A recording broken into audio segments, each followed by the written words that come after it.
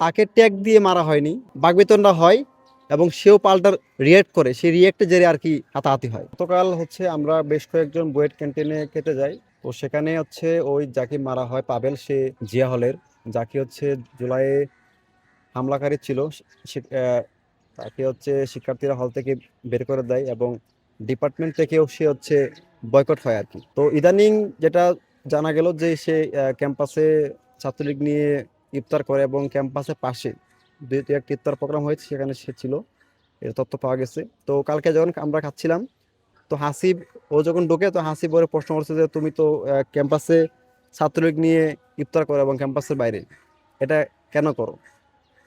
তখন সে এটা পাল্টা রিয়েক্ট করে যে হ্যাঁ আমি করবোই বা ছাত্রলীগ ফিরবে, এমন টাইপের। আমি বলছি ওর থানায় নিয়ে যাওয়া হোক, ঠিক আছে, থানায় নিয়ে যাওয়া হোক। যে এটা বুয়েট ক্যান্টিন, এখানে সিন ক্রিয়েট করার প্রয়োজন নাই, থানায় নিয়ে যাওয়া হোক। তো থানায় নেওয়ার জন্য 3-4 জন ওরে হচ্ছে রিক্সায় নিয়ে থানায় যাচ্ছিল।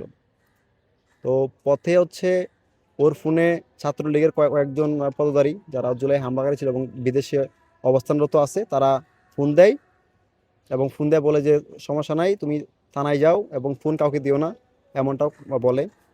তখনই আর কি ওদের সাথে আর কি হাতাহাতি হয়। তো হাতাহাতি হওয়ার এক পর্যায়ে ওরা থানায় নিয়ে যাওয়া হয়।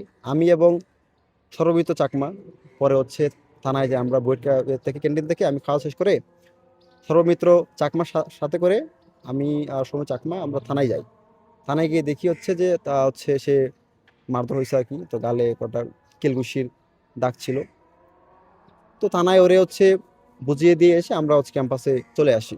ঘটনা হচ্ছে এটুকুই। আর তাকে ট্যাগ দিয়ে মারা হয়নি। যখন তাকে থানায় নিয়ে যাওয়া হচ্ছিল, তখন সে পথে, যেটা বললাম যে তাকে হচ্ছে তার ফোনে ছাত্রলীগের ওই যে জিয়া হলের সেক্রেটারি গ্রুপের সাকিব ওর ফোনে ফোন দেয়, ফোন দিয়ে ওর সাথে হচ্ছে কথা বলে, যত ভয় নাই, সমস্যা নাই, আমরা আছি। তখন তার সাথে হচ্ছে বাকবিতণ্ডা হয় এবং সেও পাল্টার রিয়েক্ট করে, সেই রিয়েক্টে জেরে আর কি হাতাহাতি হয়।